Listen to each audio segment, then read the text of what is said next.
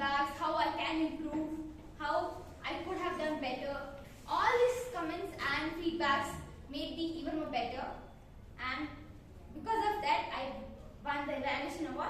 But not talking about that, the next few people I like to thank is the committee. Yeah, 2 more meetings. So, it's the committee.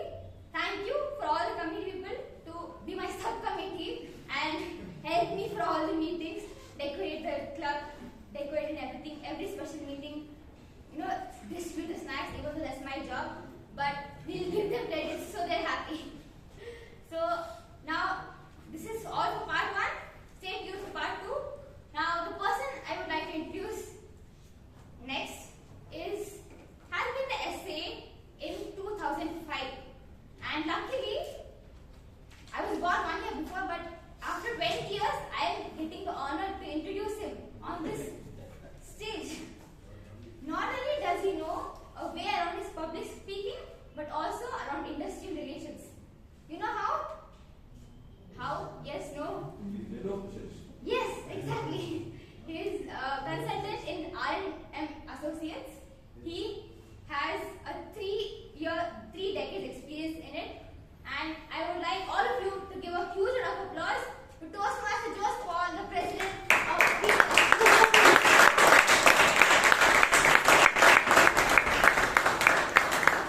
Thank you, Shreya, for that introduction, taking me back to more than 20 years. Thank you very much. Good evening, dear Toastmasters and guests. A very warm welcome to Bangalore Toastmasters Club.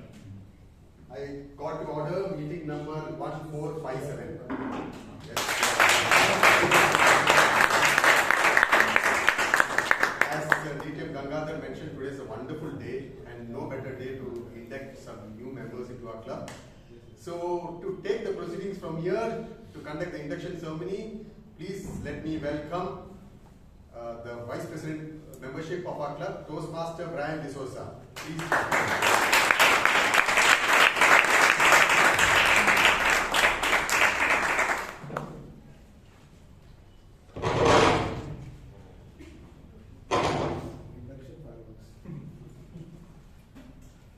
Good evening, fellow Toastmasters and esteemed guests. Good evening. Whenever a new member wishes to join Toastmasters, we are required to conduct the induction ceremony. Today, the 13th of December 2024, it is our duty and our privilege to induct 3 new members into the Bangalore Toastmasters Club. Great things in Toastmasters can never be done by one person. They are done by a group of people. And that group will be one like the Bangalore Toastmasters Club. We are here because we recognize a simple yet beautiful truth.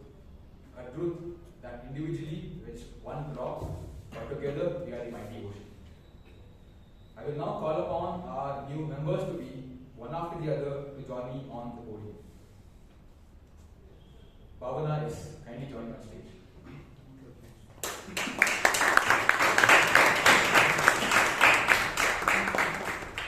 Bhavya, kindly joining on stage.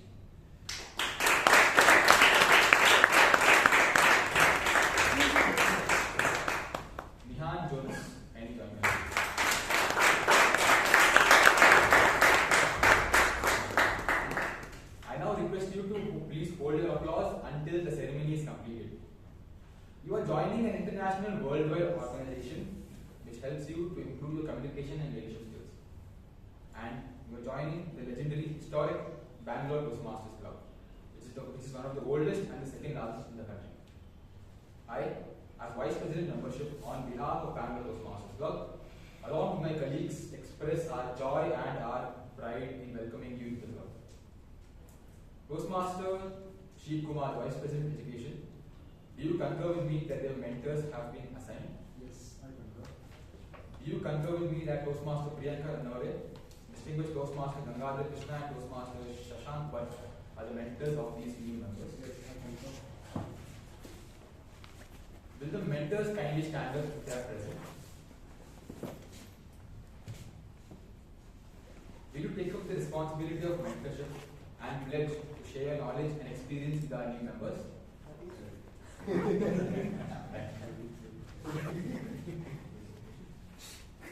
Membership in this club and Toastmasters International is a privilege and a responsibility too. We are here because we understand that great improvements invariably involve the cooperation of many minds. Alone, we can do so little, together we can do so much. We are here to travel on trust and support of one another. This means you must be active members of the club, attend meetings regularly, prepare fully for your duties, and keep our club strong and dynamic. I now request you to put your right hand forward and repeat this pledge after me. I, Bhavana, I, Bhavya, in the presence of my fellow members in the presence my fellow members of the Bangalore Toastmasters Club, of the Bangalore Toastmasters Club, make this firm obligation make this firm obligation to attend meetings regularly to attend meetings regularly and prepare fully for each assignment, and prepare fully for each assignment, to apply myself to apply myself the projects outlined to projects outlined in the Toastmasters education program, in the Toastmasters education program, to participate to participate actively in club activities, actively in club activities, to evaluate others to evaluate others in a positive, constructive manner, in a positive, constructive manner, to build to build open, friendly relationships open, friendly relationships with my fellow members, with my fellow members, and to bring and to bring other new members into the club other new members to the club, so that they can also so that they can also gain the benefits of Toastmasters. gain the benefits of Toastmasters. Thank you. I will now ask the members of the club to stand up. Please put your right hand forward and take the oath. We, the members of Bangalore Toastmasters Club, We, the members of Bangalore Toastmasters Club, pledge to support you in your quest for self-development, self-development, to provide you with positive, helpful evaluations, to maintain a friendly, supportive atmosphere, to give you opportunities, to help others, and to make your Toastmasters membership a rewarding and fulfilling experience. Thank you. It is my pleasure to declare you installed members of the Bangalore Toastmasters Club.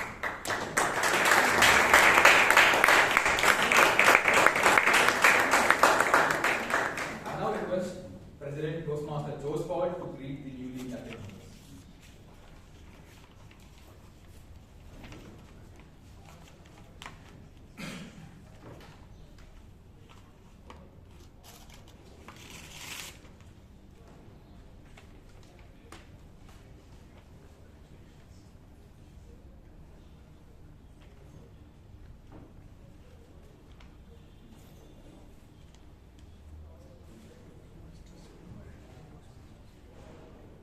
Fine.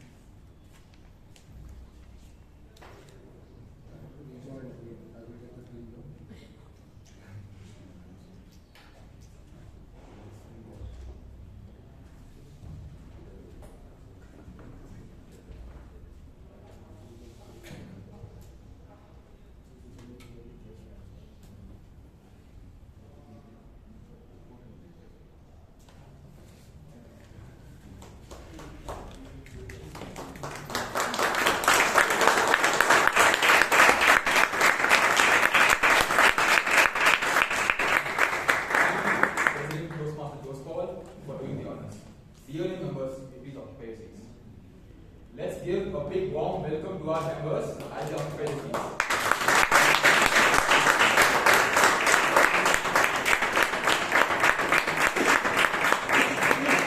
Now I'm going to return back to our President Toastmasters. Thank you, Brian, for conducting that the induction ceremony in the solemnity that it requires. Thank you very much. Let's hear it one more for Brian.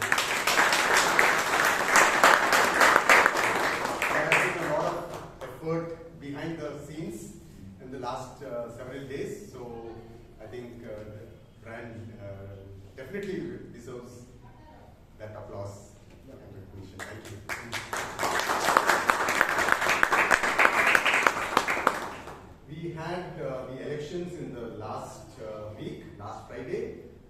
but we had meeting number 1456 in the week before that.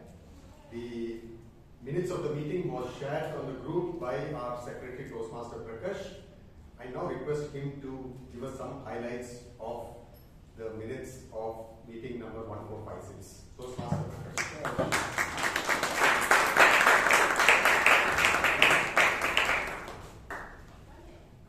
Good evening, dear members and guests. So the last meeting, meeting number 1456, was held on 29th November 2024, and the theme of the meeting was 2 ears, 1 mouth for a reason. Word of the day was contemplate. The best speaker went to Toastmaster Vishal Vasantha Kumar. The best evaluator went to DTM Dr. Rajdeep Manwani. The best table topic speaker went to DTM Vijay Anand. The best role taker went to Toastmaster Hannah Victoria. She was the Toastmaster of the day. The best tag team player went to Toastmaster Varun P. Chhapia. There were total 29 members and 16 guests present during the meeting. To know more, visit our YouTube channel, Bangalore Toastmasters. Members, are the minutes of the meeting in order? Yes. No changes required. I pass minutes of meeting number 1456. Thank you, Toastmaster. I see some guests among the audience here. Can I please request them to rise? Yes, please rise. Thank you all for joining us today here. Wonderful to see you all on Friday the 13th.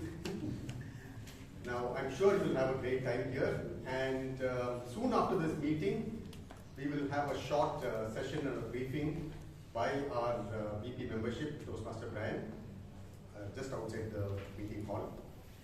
So, thank you very much once again. Please take your seats. And committee, may I request all the members of the committee to please rise? Yes, dear guests, these are our committee members.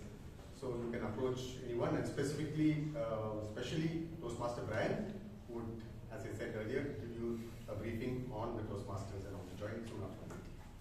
Thank you all, and please take a seat. Change is constant in this world. We all know that. Well, over a decade back, the role of managers in the corporate world also had a change. From the earlier command and control type of management, the role of managers moved towards coaching. That is basically understanding or tapping the potential of employees and maximize their own performance with it. So managers moved from giving instructions to giving suggestions and advices. So from the push type of management, as our team suggests, it moved to more towards pulling and inspiring people to do better. Well, over 3 decades back, one person employed this technique in the world of sports, in the world of the fast sport of basketball. Well, if you would have watched the NBA games, you would have seen most of the coaches are always aggressive and the dominant type personalities who are raving and ranting and pushing their team to win. But this gentleman had a quiet demeanor, and he trusted in the ability of his players to deliver during the game. Well, he is none other than the legendary Phil Jackson. Well, mostly in basketball, it has always been about individual glory of players. But he took it in a different way. he approached the game in a total different manner. He had a highly balanced approach, wherein he managed and balanced between team individual talent and glory versus and teamwork, between winning and development. So he introduced strategies and practice methods that really encouraged this. For instance, one such thing was the triangle offense, wherein people or the players had to sacrifice their individual glory to enable the team to win. And then he gave more emphasis on the pre-assist. That is basically the passes that is done before the pass that basketed the point. So he laid emphasis on all these. In fact, during the timeouts, he allowed the team players to meet by themselves for the first 45 seconds so that they could find ways and means to encounter the challenges that they faced during the game.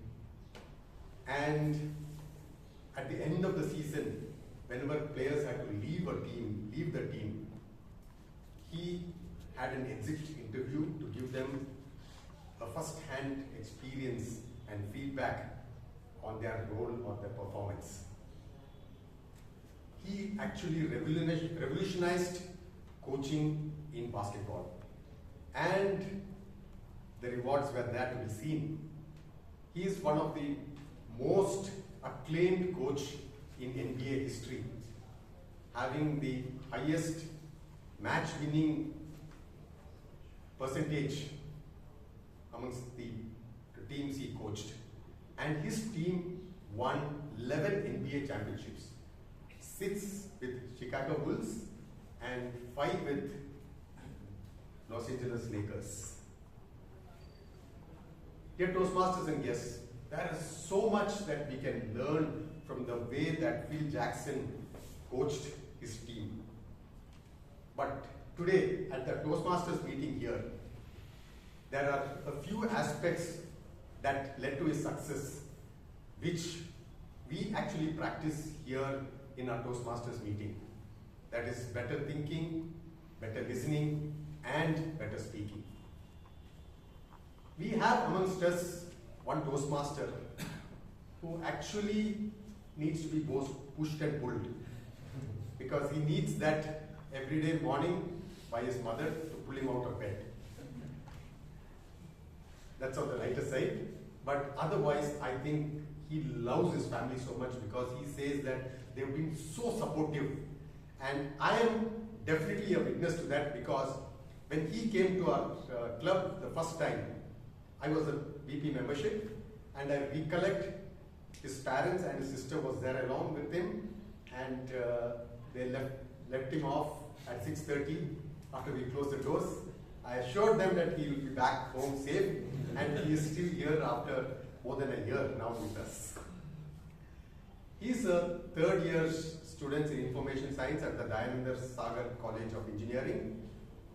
Please join me in welcoming the Toastmaster of the day, a huge Cristiano Ronaldo fan, this enthusiastic and lovely Toastmaster, young Toastmaster Akash Arka.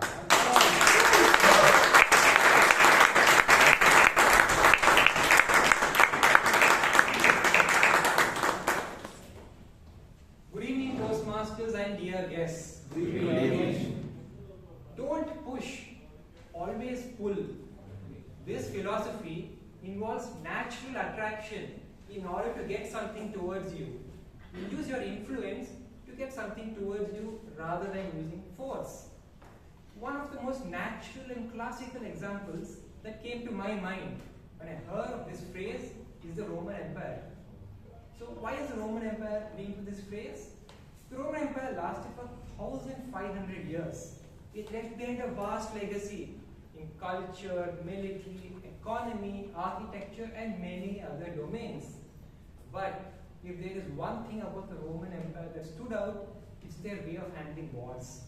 Rather than just going out and attacking every single state that they saw, they preferred a slow methodical approach where they gradually pull their enemies towards them through a sheer force of their culture, their brilliant prestige, and their soft power. For example, the Romans built roads all across their empire, from England to Egypt.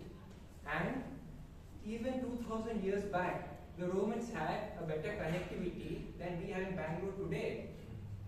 Then, the architecture, for example. The Romans built amphitheaters and aqueducts all across their empire. And for someone looking at it, it was an engineering marvel 2000 years back. They were very surprised at the Roman Empire, and this drew them naturally towards the Romans, and they wanted to be subjects of the empire.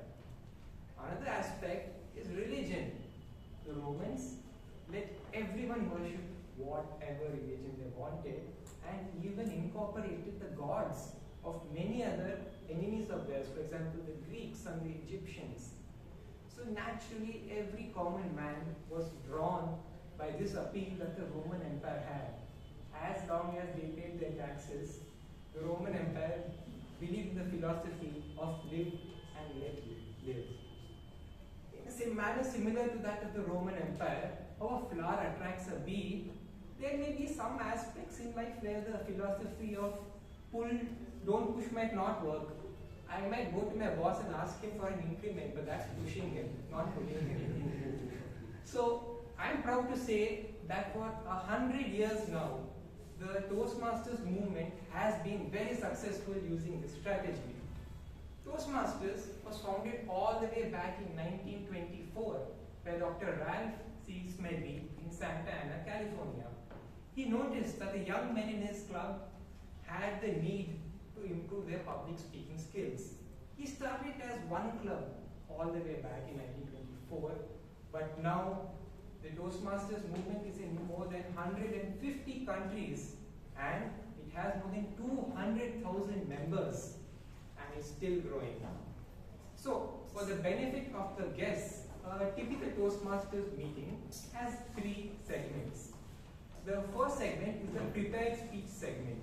Here, speakers prepare their speech based on certain guidelines and they deliver it. The second segment, the table topic segment. Here you have fun impromptu. It's a fun impromptu session where people are given topics on the spot and they have to speak on it. They have to think on their feet. Finally, the third segment and the most important segment in my opinion is the evaluation segment, because going onto the stage is one thing, but getting feedback after that is more important so that you can improve yourself in the long term. And therefore, the evaluation segment is very essential. The evaluation segment is led by the general evaluator. The general evaluator for today is DTM Dr. Rajdeep Manwani. I will introduce him at the beginning of the evaluation session. Now, in order to assist the general evaluator, we have the tag team. We have the timer, the R counter, and the grammarian. They are the hidden gems of the meeting, and they ensure that everything flows smoothly. So for the timer, we have someone who works as an associate software development manager and is an avid cricket fan. So I request Toastmaster Shreya to please give the guidance.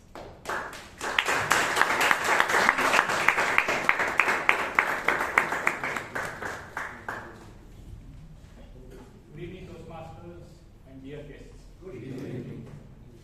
Myself, Shreya, is part of the tag team. Today, my duty is to record the time and to record the duration of the entire meeting. So, today we have 3 parts generally. So, the first part would be the prepared speeches. So, the prepared speeches is generally 5 to 7 minutes. So, it is 5 to 7 minutes, and 30 seconds is the grace period. So, at the 5th minute, I'll be showing the green card, and at the 6th minute, I'll be showing the yellow card, and at the 7th minute, I'll be showing the red card. And after this, there will be a 30-second grace period, and after this, I will be ringing a bell, after which the person has to leave the stage. Okay. Then the next part is the unprepared speeches, that is the impromptu speeches. That duration is 1 to 2 minutes. So at 1 minute, I'll be showing the green card, and 1 minute 30 seconds yellow card, 2 minutes red card. and there will be a grace period of 15 seconds, after which I'll ring the bell and the person has to leave the stage.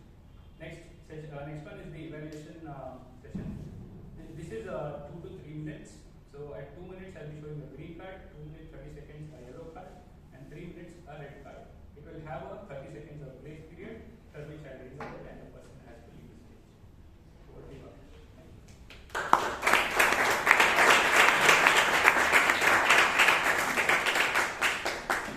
Now, in order to count your R's and M's, we have the R counter. The R counter is an e-commerce manager at Aditya Birla Fashion Retail. He told me that he has more books with him than he can read in his entire lifetime. But that doesn't stop him from going and getting more books. Please welcome the R counter for the day, Toastmaster Sudeep.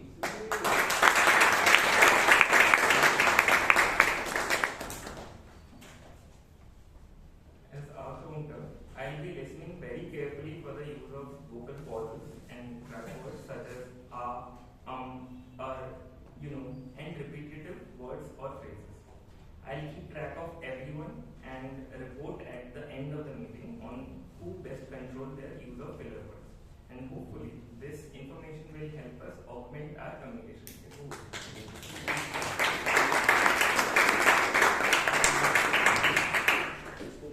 Now, the grammarian is an artist. She's soft-spoken and her words are like nectar. Her name is also Amrit. Please give a big round of applause for a grammarian Toastmaster.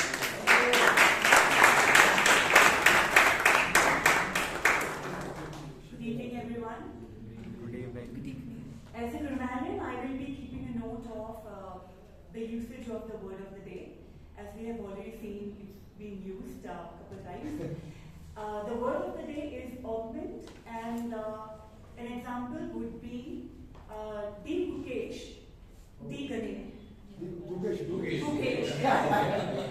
The Gukesh has augmented the interest of young Indians in chess by winning the title of the World Championship. In addition to the word of the day, I will also be keeping a note of good and not so good usages of the language, and I will share the report at the end of the day.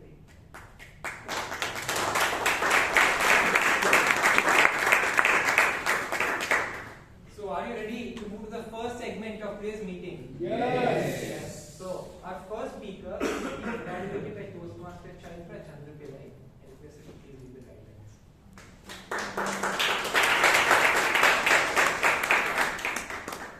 Good evening, all. The purpose of this project is to practice applying feedback and serve as a speech evaluator during a club meeting. The purpose of this speech is for the member to present a speech and receive feedback from the evaluator. Timer, please note the speech length is 5 to 7 minutes. Thank you.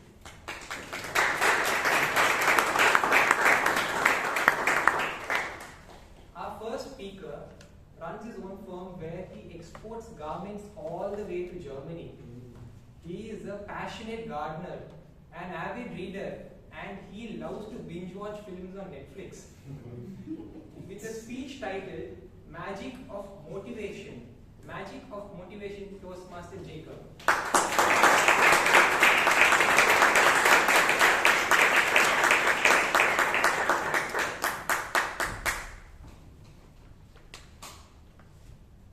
Trust your instinct. Listen to your inner voice and believe in the magic of motivation. Good evening, Toastmasters and guests. Good evening. A decade ago, I was working for a multinational company based in Finland called Kone. Kone motivated their engineers by assigning them jobs all over India and abroad.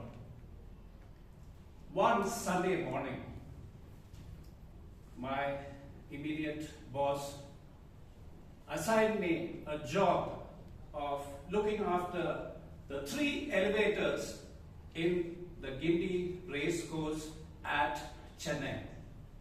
My team and I reached the race course early, I assigned one member of my team to each floor of the 3-story race course building. I walked up to the 4th floor where the machine room was located. Opening the doors of the machine room, I heard the purr of the machines.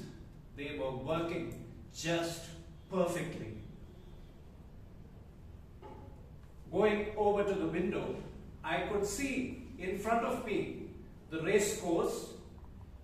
Towards the left, the paddock in which the 10 horses were being paced with the trainers and the jockeys.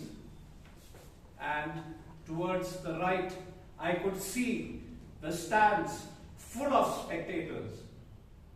Through the open window, I could hear the excited voice of the spectators. I could also hear the whinny of an occasional horse being prepared for the race. One particular black stallion caught my eye. His skin was glazed over and it was shining black. His mane was silky and his tail was really excellent. He seemed to be calling me. Going down from the machine room, I walked over to him and I was pleasantly surprised to see that the jockey was somebody I knew. The jockey told me his name was Magic. I looked at this particular horse in amazement. Reaching over the bars of the paddock, I held my hand up to him and I was pleasantly surprised when the horse bent down and nuzzled my hand. But what really took me by surprise was when this horse, this black stallion named Magic, rested his head on my shoulder. I was totally amazed because I never knew that I had an affinity or the creature like a horse would like me. To my amazement, he started nibbling my ears, and that really took me back. I thought he might bite off my ears because he had strong white teeth and a powerful neck.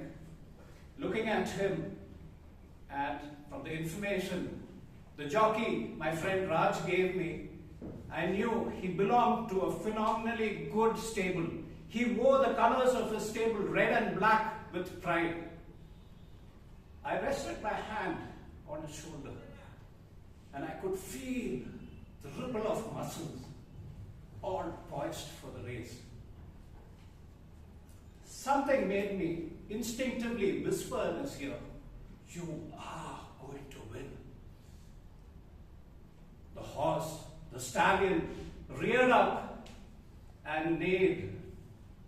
And Raj, his jockey, seemed to know that I had whispered something into the stallion's ear.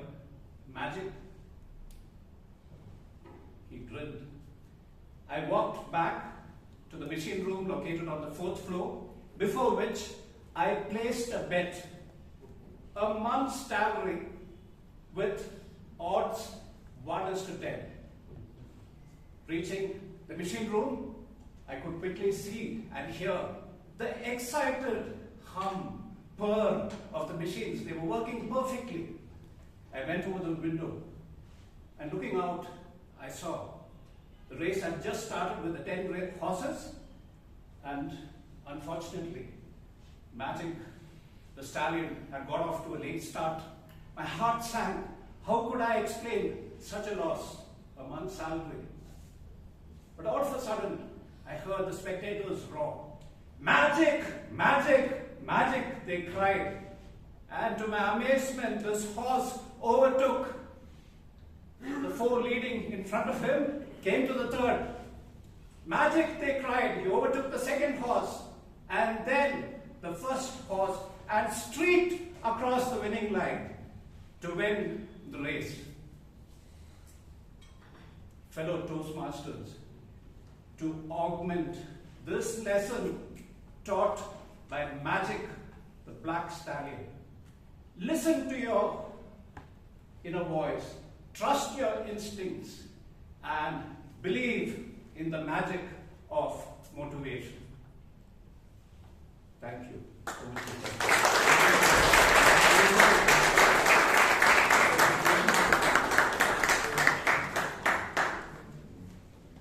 Wish our RCB team was as motivated as Magic. We had a couple of ideas by now. Our second speaker will be evaluated by Toastmaster Shashank, but I request him to take The speaker is attempting level 1 project 3, which is introduction to vocal variety and body language from the path presentation mastery. The purpose of this project is for the member to practice using vocal variety or body language to enhance the speech. The member has opted to be evaluated on both vocal variety and body language. Time limit is 5 to 7 minutes. Thank you.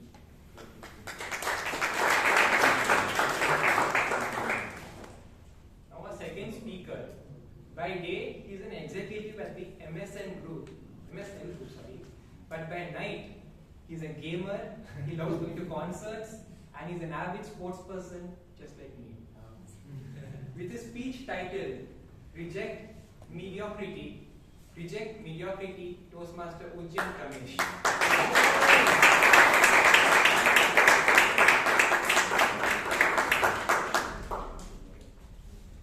Have you ever had or at least seen somebody in your Have you ever seen somebody in your life who the moment they just walk into a room they absolutely mesmerize you? Like they don't even have to say anything, they don't have to use any words, nothing. It's just their whole aura, that charm the moment they walk into a room. Say for example, say for example somebody enters from that door and the very first thing, this is how they stand. They don't say a single word, nothing of that sort. They just gaze, they look at you and that's it.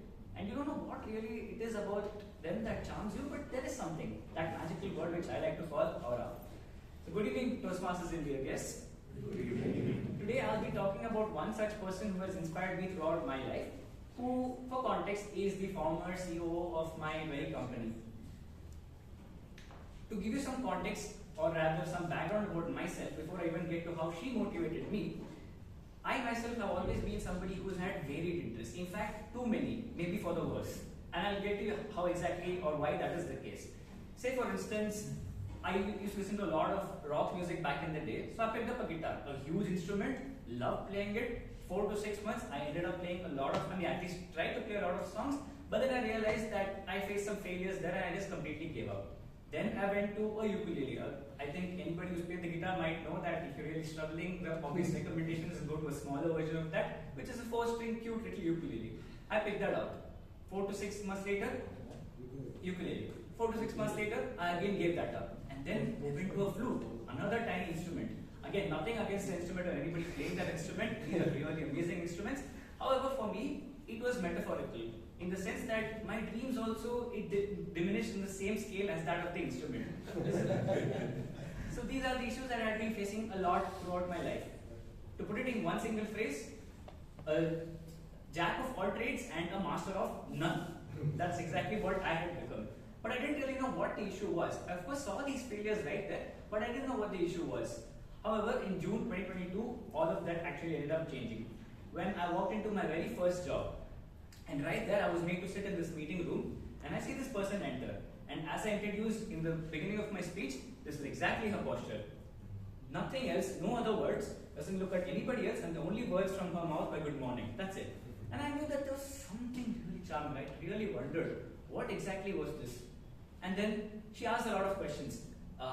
Why exactly PR? That's public relations, my field. And everybody gave these very generic answers saying, you know what, I need some work experience. And then somebody said, I'm trying out my luck. But then she said, come back tomorrow. Usually there are some answers of these sorts, and if somebody actually needs you to improve, they give you some recommendations, some suggestions. But she never said anything on those lines. Just come back tomorrow with a better answer. And I wondered, what exactly is this person all up to? Is it the same old phase of school and college where you have that one strict teacher who's going to annoy you again?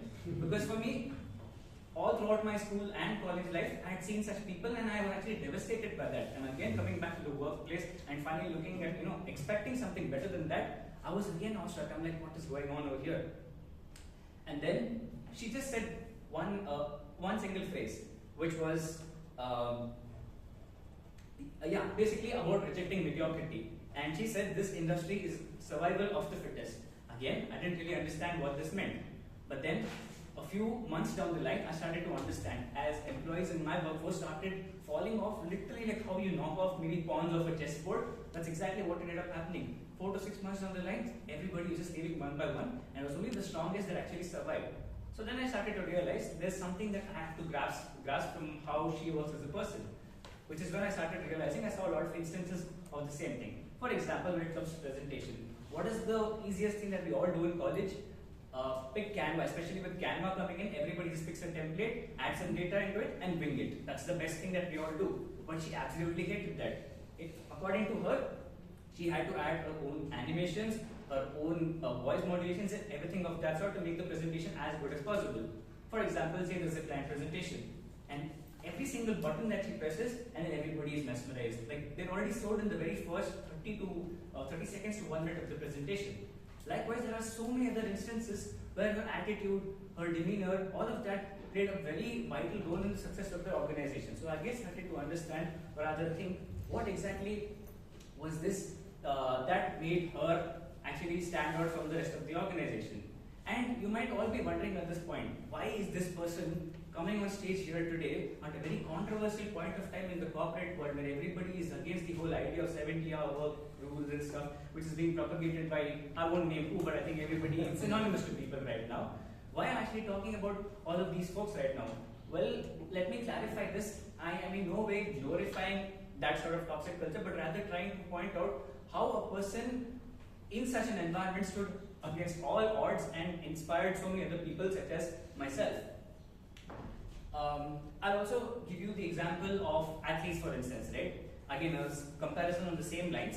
Say, for example, the likes of Virat Kohli as well. He never let himself be bogged down by maybe 15 years of how, like Akash rightly mentioned, 15 years of how RCB has led to constant disappointment. He never, let that bog him down. Rather, he used that to his very advantage. And as that very quote goes, he turned all of the stones thrown at him into milestones. That's exactly what he ended up doing. So what is the key to success? What is the common thing amongst both of these people, both Virat Kohli as well as my CEO for that matter, is that they never embrace mediocrity. Whatever it is that they are part of, they are fully dedicated to it, fully into it.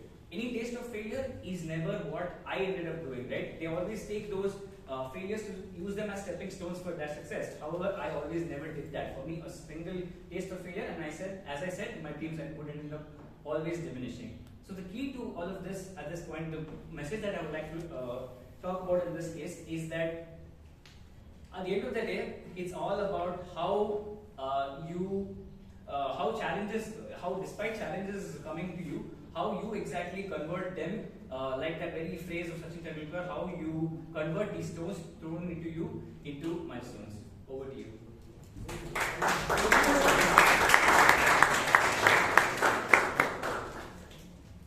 When I heard the line, I was mesmerized by her aura. I thought she was going in a different direction. Okay. So the third speaker will be evaluated by Toastmaster Eapen. I request him to be evaluated.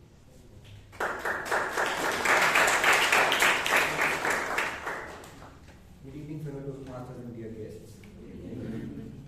The speaker will be presenting a speech from the project Evaluation and Feedback. This is the second speech. The purpose of this project is to practice applying feedback and serve as a speech evaluator during a club meeting. The purpose of this speech is for the member to demonstrate their ability to deliver an effective, respectful speech evaluation speech. Time manager, please note, speech length is 5 to 7 minutes. All the best to the speaker and back to you.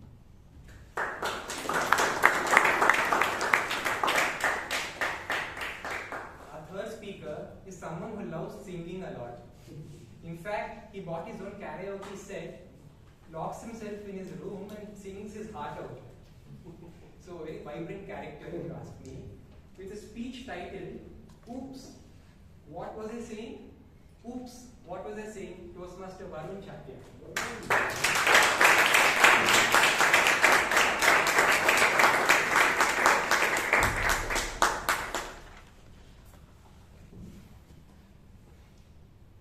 Imagine this.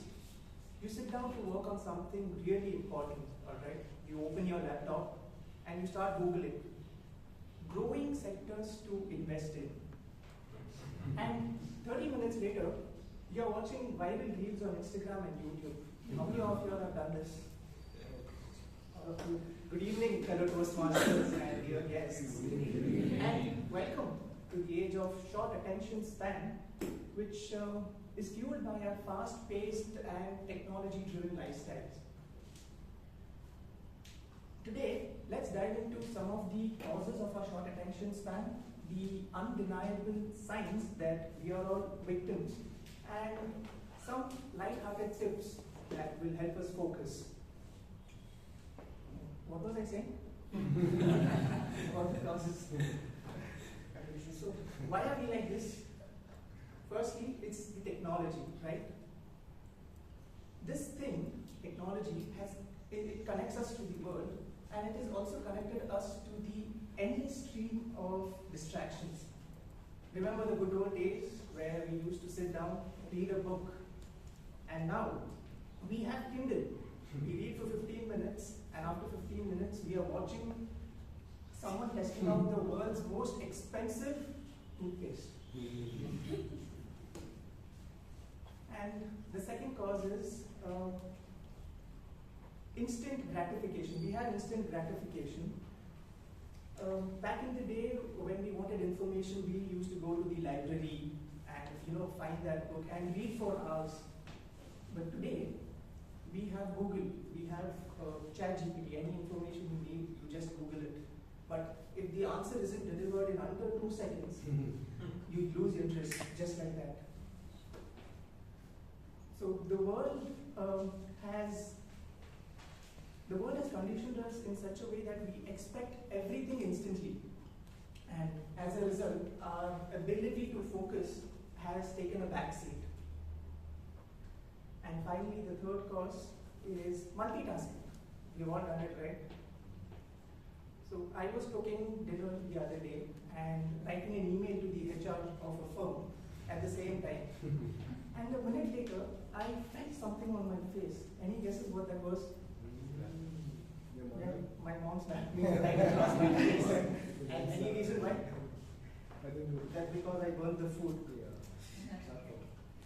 So there are many people who might be great at multitasking, right? But you are bound to lose focus when you have so many things running in your mind and you want to finish so many tasks in a single day. Now coming to the science. How do you know if you have a short attention span? Firstly, you can't get through a movie without checking your phone. Even during the most intense scenes, you are like, hey, what's happening on Instagram? Oh, she uploaded a photo, nice, yeah. Or if nothing interesting is happening, back to the movie, that's it. Then, constant need for stimulation. You can't sit still without reaching for your phone. Or flipping channels, or checking your emails, even if nothing important or nothing urgent is happening. Right? And finally, you say, wait, what was I saying? Yeah. You say this at least 10 times in a conversation. Why?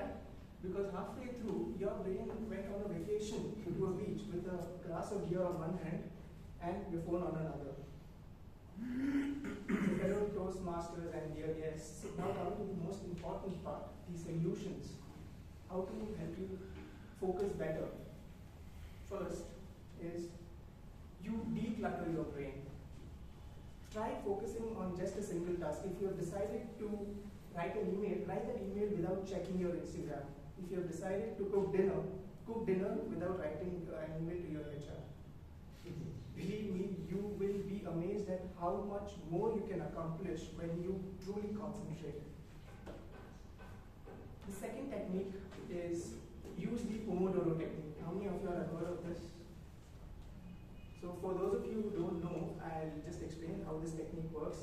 It's you work for 25 minutes and take a 5-minute break. And after completing 4 Pomodoros, you take a 15 to 30-minute break. What this will do is it will help you build focus, it will minimize procrastination and augment your motivation. The third technique is take technology breaks. So I have made this timetable in my mind that this is the time I'm going to use my phone and this is the time I'm not going to use my phone. So I try and put in some effort to not use my phone while having dinner or while studying, and most importantly, I try and make effort to not take my phone to the washroom.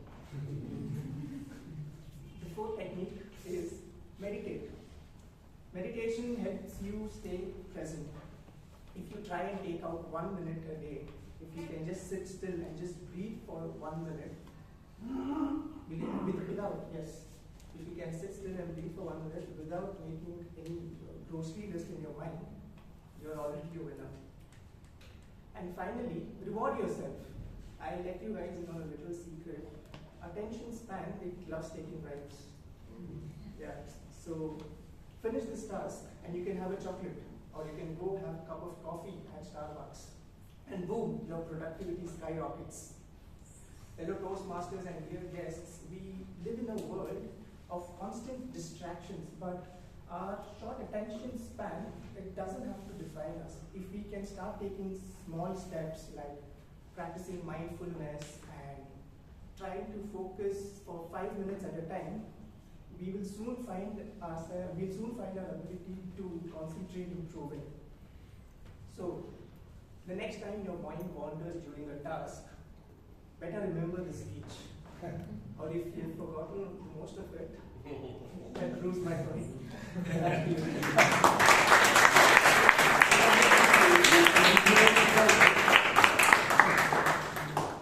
Such a relatable speech. Even I used to find it very hard to not open my Instagram when I was studying. I would initially keep my phone outside my room, but that didn't work, so I had to deactivate my Instagram after doing the exams so that I don't succumb to my temptation. So we shall have a 5-minute networking break. We shall meet at 7:30. Thank you. Welcome back, Toastmasters. Are you ready for the second segment, the table topic segment? Yes. So the table topic master today is someone who works at Bosch as the group leader of an R&D team. Like he does at his job, that is innovation, we will be asked for some innovation right now, which is innovative table topics. So, with a big round of applause, please welcome Toastmaster Girish onto the stage.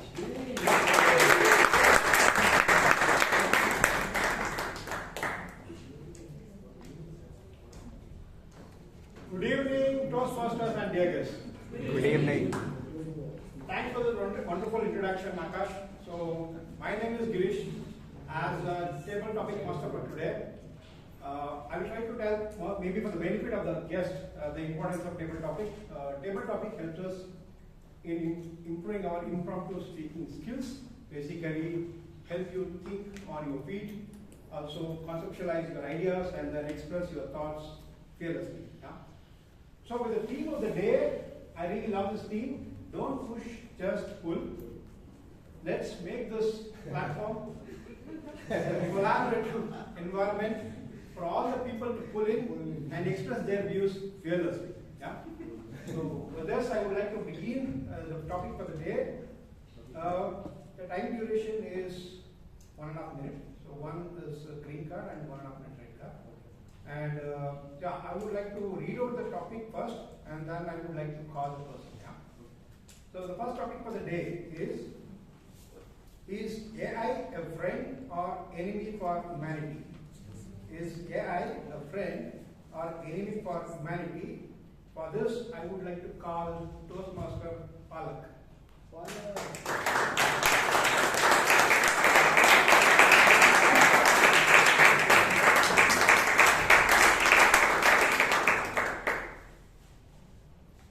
Good evening, dear Toastmasters and guests.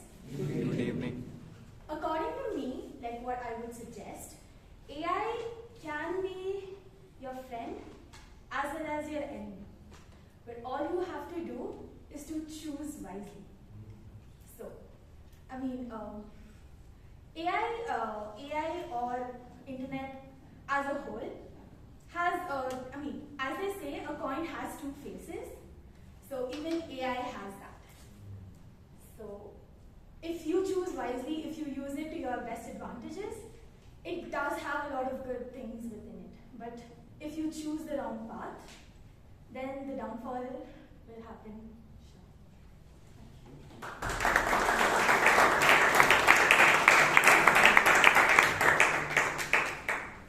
Thanks, Palak, for this interesting take on the AI part. Yeah.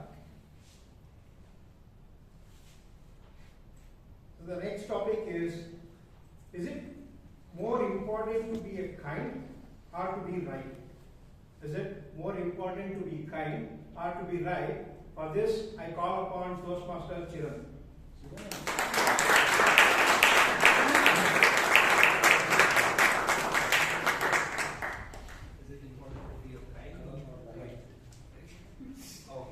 So for me, I believe it depends on the perspective or like who you are interacting with. Okay, if you are interacting with a human, you have to be kind, not always right. Because I've seen like many married men saying here, is like always you have to be.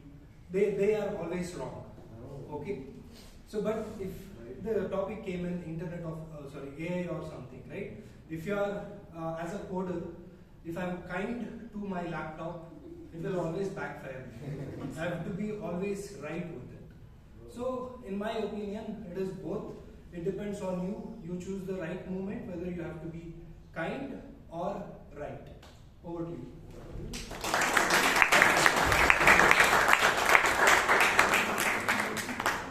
Thank you, Dachira.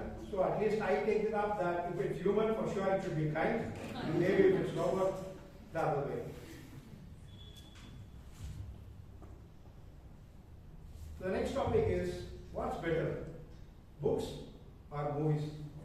What's better, books or movies? For this, I call upon Toastmaster Veeresh.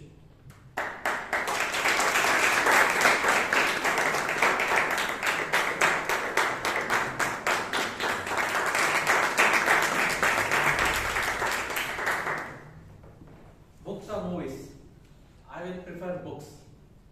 The first reason is, as they say, a picture is worth 1,000 words, and I think, in my opinion, a book is worth 1,000 movies.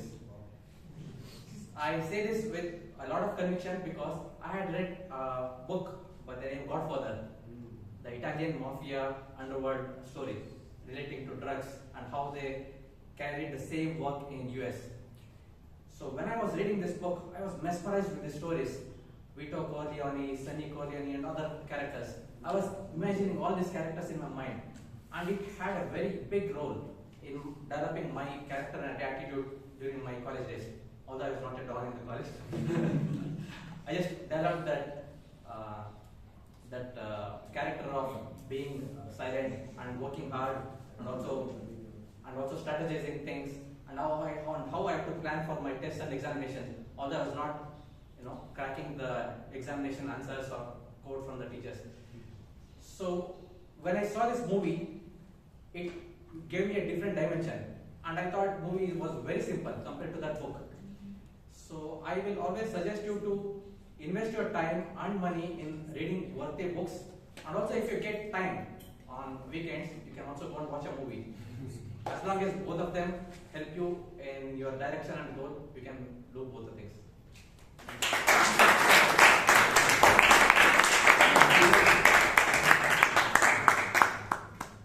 Thanks for this interesting perspective, Toastmaster. The next topic is, share a lesson that you learned the hard way. Share a lesson that you learned the hard way. For this, I call upon the special DTM Gangaadhar.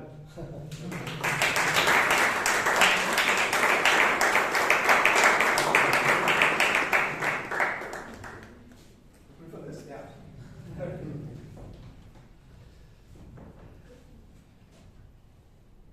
Good evening to all Toastmasters, guests, every topic master.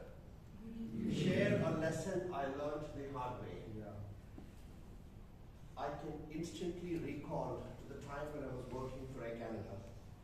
I was in the reservation ticket office, and I just joined recently, let's say 6 to 8 months ago. And then the position came up for sales. I don't know why there was a hesitation, and I thought maybe I require more experience in the reservation office before I go to sales and stuff like that. That was a hard lesson I learned the hard way. I should have just gone ahead and said yes. The lesson I learned from that was yes is a magic word. As Richard Branson rightly says, go for it, say yes, and then decide how we're going to work on it. So every time you say a yes, you're opening doors. Every time you say maybe in the hesitation, the door is not opening, and you say no, you're making sure the door closes for you. So the best thing to do is, you wanted something, say yes, go ahead, and that's a very positive attitude actually. So it's very important. That's a lesson I learned very hard that I can remember even now after 35 years. Back to you.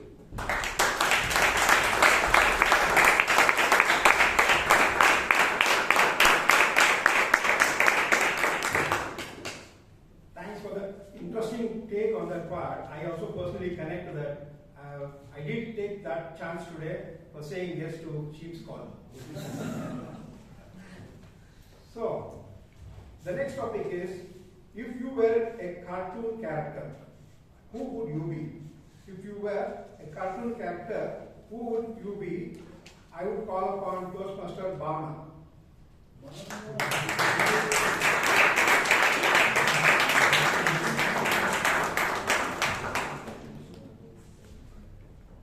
So if I was a cartoon character, who would I be? Growing up, I watched Chota Bheem.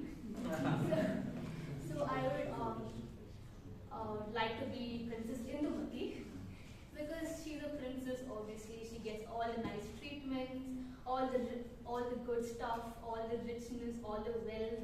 You don't have to work. Like, that is the most interesting part. Like, you don't have to work. Like, right now I have to work for money. But being a princess, I can just go and ask the King of Dholakpur, Dad, can you please buy me this? And I'm sure he would buy a whole land for his daughter. So yeah, I would be Princess Indumati from Chota Bheem.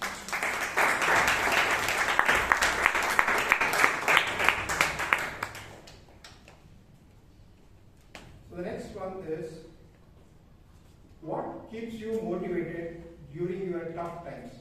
What keeps you motivated during your tough times? For this, I would like to call Toastmaster Richard D'Souza.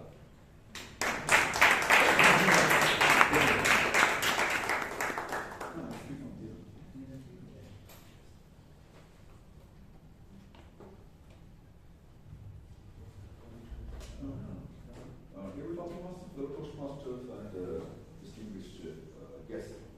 What keeps me motivated during the times of difficulties?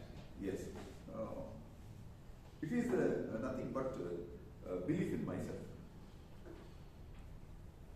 Gut feelings, which I can say, and right now, as one Toastmaster said, going ahead, it opens the doors. It gives a lot of alternatives, and no doubt help comes, but it is very much essential that we should have a positive mind, saying that things will be done. Recently, in my neighborhood, I am registering my what's called lacuna. I had ordered some things by Instagram, and the delivery boy, he phoned up and said that dogs are there, stray dogs are there, and I am unable to come. And my neighbor is a retired High Court judge, and his daughter had left of the dog. Normally there is a watchman, he helps me in everything. What I should have done was, I should have asked him to go and fetch that merchandise. But I called the police, 112, they came, and these people were a little bit disheartened. So what is very important is to see the possibilities. Possibilities are there, multiple possibilities. We should go for the possibilities, and solution will be rightly available. Thank you, Toastmaster.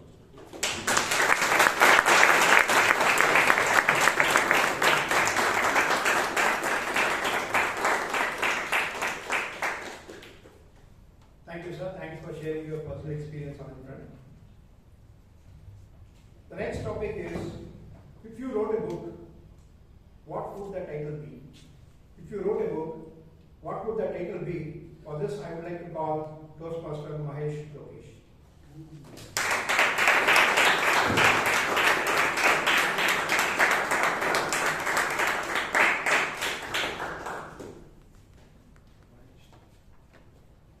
Good evening, Toastmasters and all the dear guests. Good evening. If I wrote a book, what would it be? I would suggest, I would name my book as Art of Letting Go Things. So, what I have thought in a hard way in my life is, if you need something in life, you definitely lose something. For example, recently I started set up a goal that I got to get fit. So the main motive is I had to lose my sleep. So I had to get up early in 5:30 or 5 in the morning and hit the gym. So I wasn't an early riser before, but still I got to do it. And even though my work finished somewhere around 12 a.m. or 1 a.m., but still I made sure that I wake up at 5 a.m. and hit the gym. So this is what I see. If I would like to write a book, then it probably would be Art of Letting Go Things. Thank you.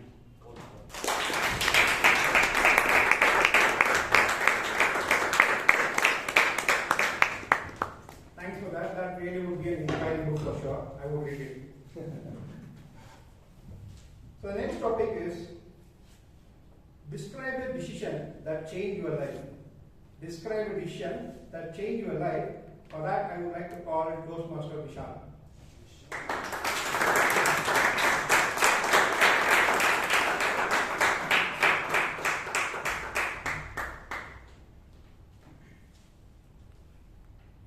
The decision that changed my life was listening to my father in 2020. He came to me and told me, Vishal, you need to go to St. Mark's Wood. I said, why? He said, there is this club that you have to attend. I got excited. Is he sending me out to party for the first time in my life? Well, no. He sent me to Bangalore Toastmasters Club. And I joined. And I did not know what was waiting for me. I was a person who would run away as soon as someone came close to me and made even a second of eye contact. And now suddenly, I was being asked to give speeches. I was being asked to come up with speeches on the spot. Thank you for that, by the way, table topic master. And I was clueless.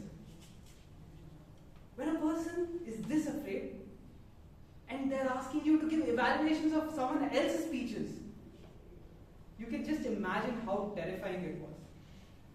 But over the 4 years, I have been able to slowly build myself up, slowly practice, go step by step, level by level. And now finally, no matter where you call me or who comes up and speaks to me, I can talk and talk for hours. Thank you, and over to you, Tabletop Master.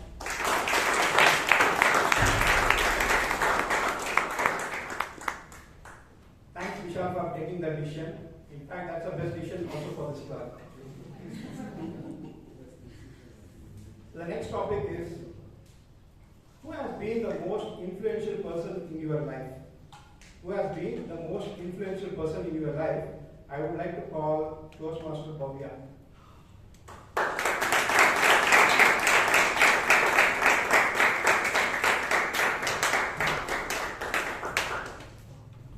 Good evening, everyone. So I wouldn't say there is one person, but there are like many people. But the recent one will be my manager, because wherever I'm given a problem, so I'm too much into that problem. I never see the larger view. like how the system will run, how things will happen. For me, it's like that thing should work, not the entire thing. For example, if I want to make something functioning, if X is not working, for me the entire system is not working. But for my manager, X is nothing. For him, the complete picture is something. So yeah, I would say my manager is now the most influential person for me currently. Thank you.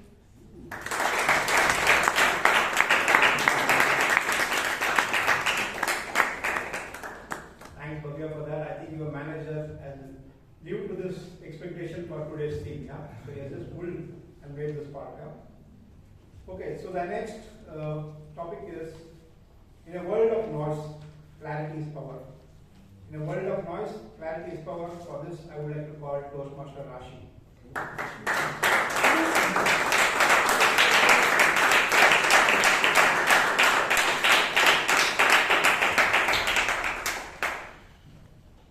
In a world of noise, clarity is power. I think just 2 years back, I was living the world of noise, where I was going to college, listening to people, rambling, gossiping, listening to my teachers, lectures, this, that, and X, Y, Z. And now here I stand 2 years later where clarity is power, because my mind is more relaxed, my mind is less stressed. For context, I teach yoga and I do yoga, so that's the clarity part. But I think in a world full of noise, it's also because we're living in the world of Instagram and social media. It's more, clarity is not there because we're not willing to stop our mind. Because we think that if we're going to stop our mind, we will be left behind 1,000 steps. So maybe that's why we always want to keep our mind running. We always want to run around with a lot of things so that we're on top of things, but that's not really true. Like if your mind is not quiet, if your mind does not have clarity, where is the 1,000 steps forward that you want to take? Where is the bigger picture that you want to see? So maybe try to listen less to the noises outside and more to the voices inside and bring more clarity.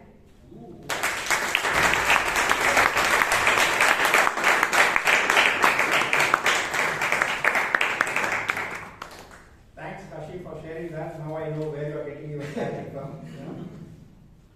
So the next topic is push yourself because no one else is going to do it for you. Push yourself because no one else is going to do it for you. I would like to call Toastmaster Nishan.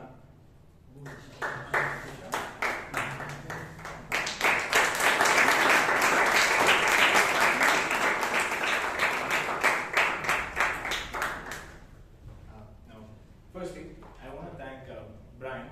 Despite telling him, please don't involve me in the table talks. I'm nervous.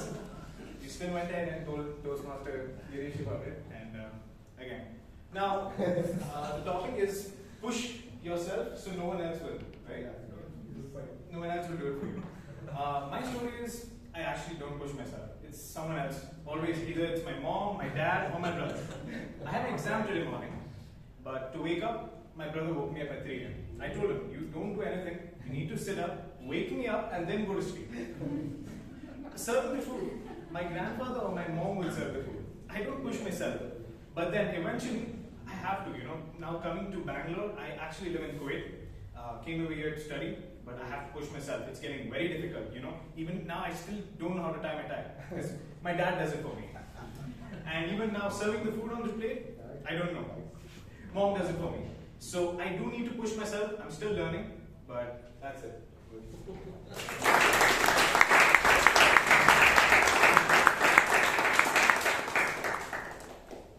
Yeah, thanks Nishan for sharing that. I hope people keep pushing you and do that to become you better of yourself. Yeah.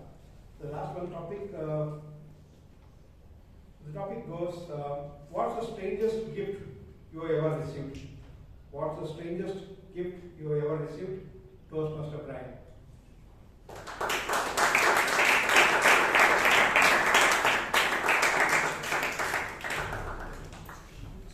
What is the strangest gift you have ever received? Okay. When I was 2 years back, when I had no pets, right? I was frequent at the Kabun Park's dog park. And one day when for the first time I met Milo, I was mesmerized. That was the pet that I was going to take home and cherish. But in the subsequent days and subsequent weeks that I took Milo to the dog park, the lady there named Priya gave me a very unusual gift. It was kind of a scarf which had heads up or tails written. I didn't understand what it is. Why is she giving me this triangle shaped scarf? And I put it around my hand and I was walking around. I did not know heads up or tails was a dog company and I was supposed to give it to her. I was putting it around, talking to people, until one of them, by the name Kaushik, he's also frequent at the place, came to me and told me, unless you are a dog, you are not supposed to wear that. I immediately took it off and clipped it onto my look. That looked very cute on her. I'm sure Kaushik did it look cute on me too, so because he mentioned. But yes, that was the strangest gift I have received. Maybe Priya should have given it to the dog and not me. I blame her too. Back to you.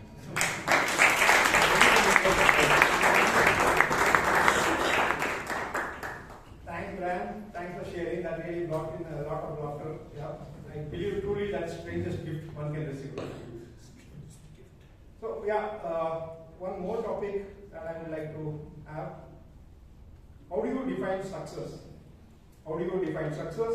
To this, I would like to call Toastmaster Sheep.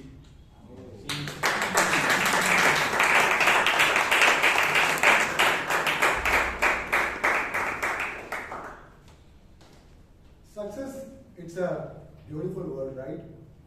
But it means different to different people. Especially when you are a boy, you want freedom, right? That's your success. Because you just want to go anywhere you want because your parents are controlling and you think, why they're controlling me, right? And then when you grow up, just like a kite, sometimes the kite thinks, okay, the string is pulling me down. But later when we grow up, we realize that if that string is cut, the kite don't have any direction, right? So when we grow up, the definition changes. At 25, or maybe at 16, you want a girlfriend, right? Because all your friends moving around. And if you are lonely, sometimes you mean, am I a loser? Then you move to 23. You want to get a campus placement. Someone who has cracked an interview for Infosys. You're jealous about him. You think, okay, everyone is waiting for him. That is what is success. And when 28, you want to get married. So it moves on. It's a never-ending journey. It's always ahead of you. But the lucky ones are, like the earlier topic, if you have the clarity in your early age, that's where your mentors help you. If you have a listening mind, and it requires, and it is a blessing in my opinion. So I had one or two mentors, but still, for me, if you ask me what is success, I can't say what is success.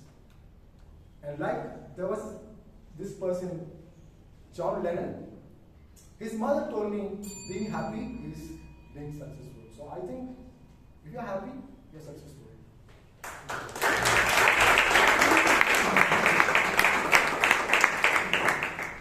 Thank you, Sheep. Thanks for that mantra of success.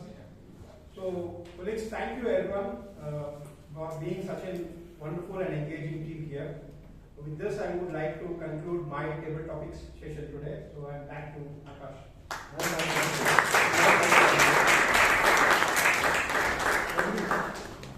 Thank you, Toastmaster Girish, for those insightful topics. Let's have a big round of applause.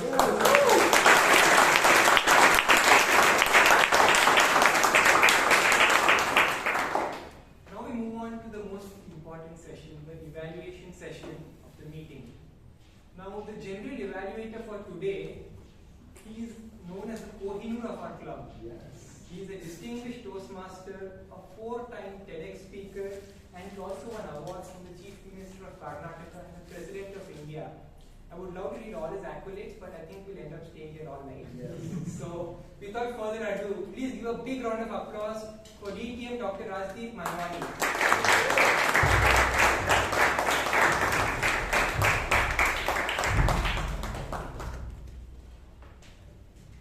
Thank you so much, Akash, for that wonderful introduction. I hope we can stay all night.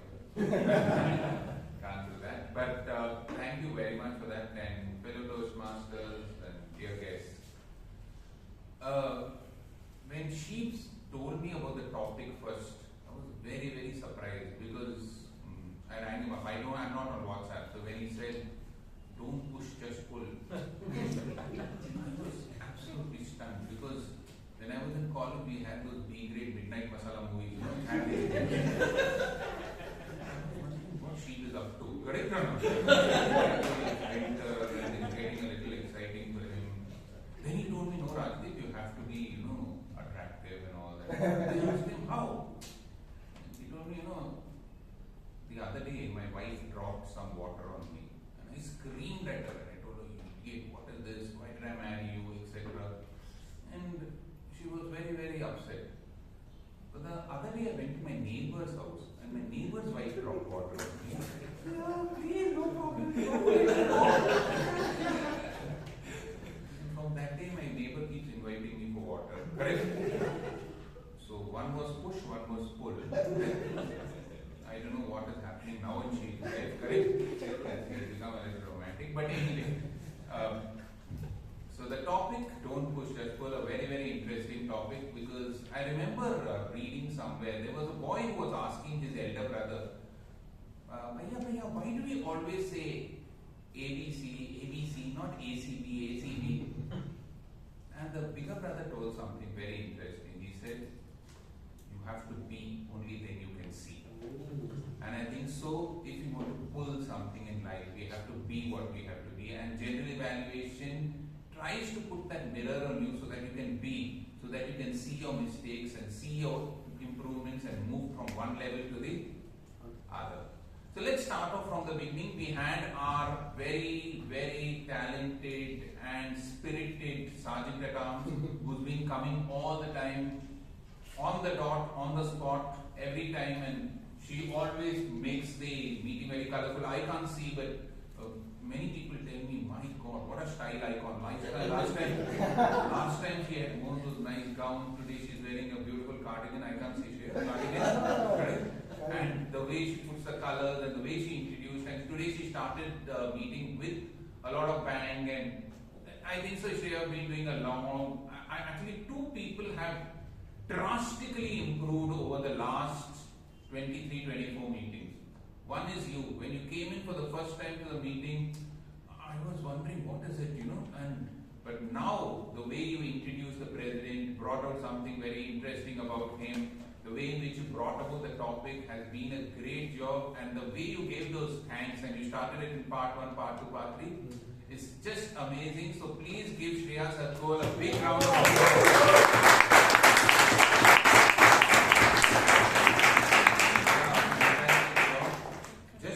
Thing you forgot, you thanked the members of the committee and you thanked people who made you win that evaluation. Remember the first person who taught you how to evaluate? Yours truly, correct? Thank me. Don't worry, after the meeting you come and thank me, okay? But I think so, great job.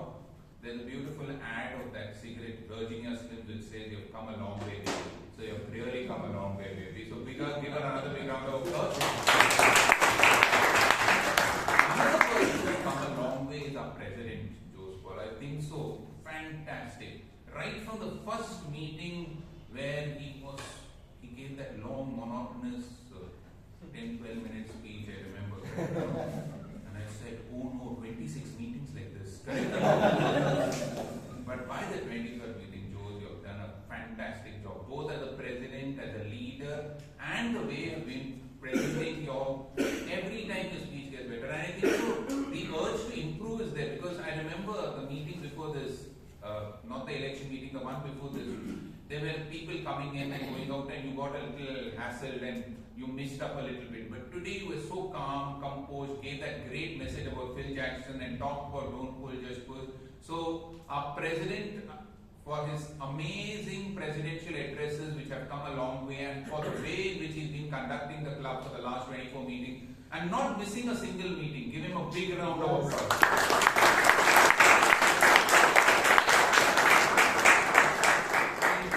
Very, very big shoes to fill.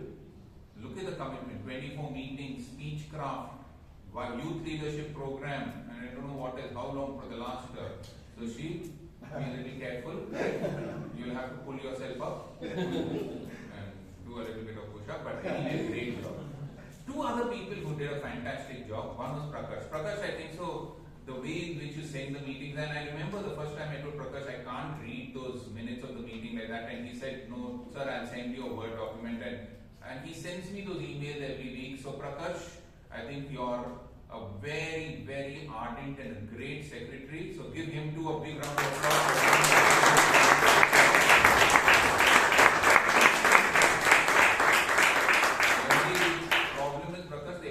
Are very high for you as VPPR now, correct? So you'll have to live up to the expectation. And secondly, Brian, I think so fantastic, correct? You know, Brian, you did the swearing in ceremony of doing a good job. Only one thing which I found was, you ask the mentors to get up and then you ask them that, do you agree to be the... And then we heard somebody like Gangaadhar say, I think so. Now, if Gangaadhar is thinking whether he has to mentor his mentee, I don't know what that Bhavya was thinking. That's why she told the most influential person in my life is not Gangaadhar. I don't know what she's thinking, but Gangaadhar, please don't think like this. You gave Brian a heart attack. And Brian, I tell you one thing more. When you came for your table topic, that Priya gave you that, what is that stop thing? Scarf, correct? You know, when a girl gives you something and she calls you a dog, it just means DOG or a darling of girls. Correct?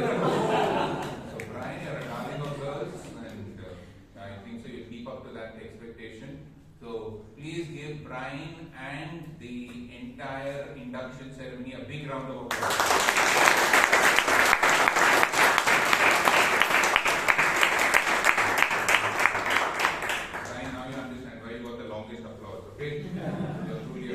Okay. Okay. Now coming to the Toastmaster of the day, Akash. Akash was doing the Toastmaster's job for the first time. So for the first time, don't you think he did an amazing job? Yes. For 1 year, I don't know why they didn't give him this Toastmaster's job. Correct? No, she found him right now, but I think so, Akash, you took the stage by storm. You've done.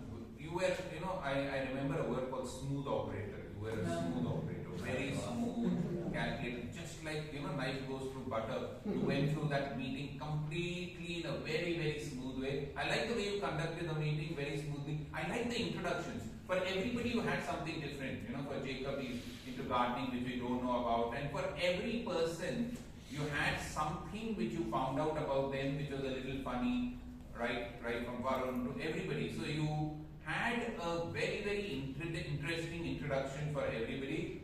You made people feel comfortable on stage. Fantastic job. But if I have one or two small suggestions to make, one was, every time, don't jump to the next speaker after a person has spoken. So once the person has spoken and he goes off the stage, so now I'm going to go to the next evaluation. Try and connect. It's for your first time, but always try and connect. So if Jacob finished magic, so, oh Jacob, there was magic in the way in which you spoke, correct? And to connect that, let's have the next magical speaker on stage who's a PR executive, Ujyant. So always try and connect, because remember, a Toastmaster is a Sutradhar. He's like a string which connects the pearls. So you have to connect each topic. Do that a little better next time. And also, when you're speaking about theme, don't push, just pull. You spoke about Romans, right?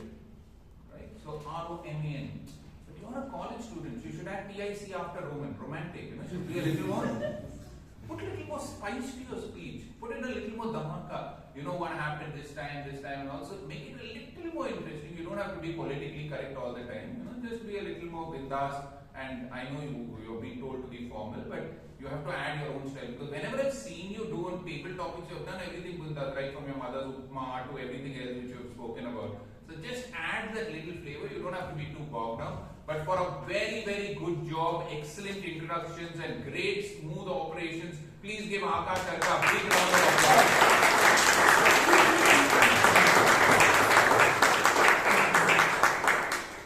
Next we had the prepared speech sessions. And the first speaker, my God, he's been nibbled at the ear, he's been licked, he's been kissed, he's been done everything, my God.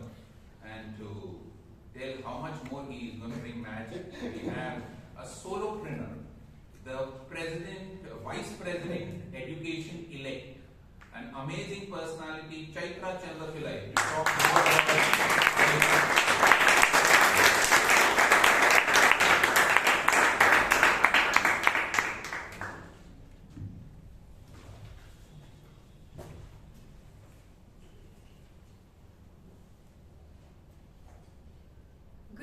my fellow Toastmasters, and especially to Toastmaster Jacob. Toastmaster Jacob, you brought us a very interesting speech. I especially liked the vivid descriptions in your speech. For example, your description of the horse and when you met the horse, like Toastmaster DTM Rashi pointed out. All those brought in so much interest into your speech. Talking about interest, you also used vocal variety to add interest to your speech. For example, you had the crowd chanting, "Magic, magic, magic." And then when you talked about whispering into the horse's ear, you dropped your voice. That was great to see. I enjoyed how you played with your words. You weaved the word magic throughout your speech. And I especially like this one part of your speech. The purr of the machines, they were working just perfectly. Great usage of words, Toastmaster Jacob. Now there are a few suggestions I have for you. The main point I would like to point out to you is how you structure your speech with respect to time. So for example, I felt that your setup was too long. We saw the green card go up just as the race started. And that meant you missed out the critical part of your speech. Your description of the race was a bit too short, and your message was also just a couple of sentences.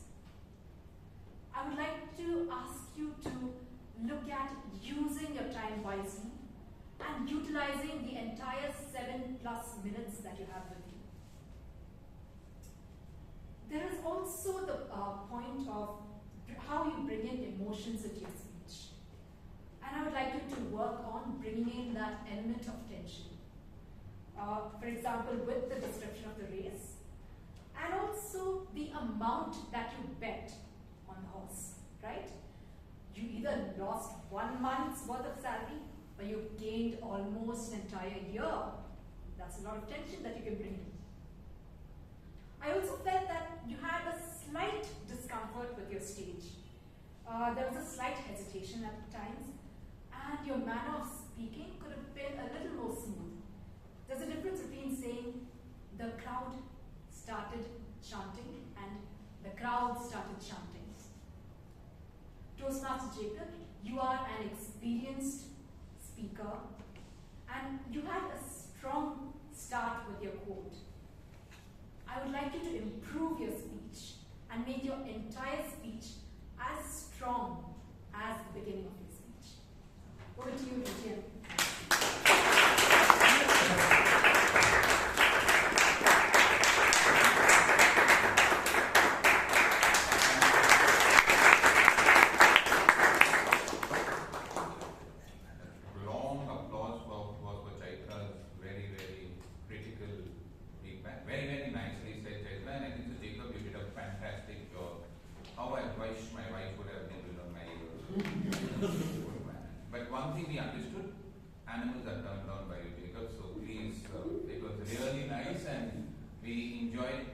Part of your speech. It was very nice. I just thought that the ending should have been a little more powerful.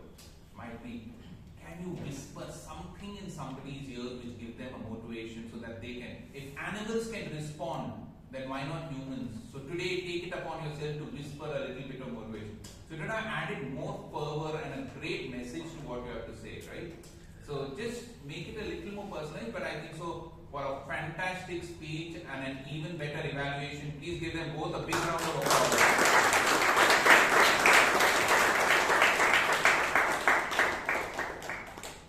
If one was mesmerized, what you had the horse mesmerized by Jacob, you had Ujyant mesmerized by his boss, correct? Yeah. He's not a horse, correct? Yeah. But to evaluate our very good Ujyant, we have a very, very strong trainer, a tax consultant, an individual who's been a past president of our club. Please welcome Shashank Bhatt.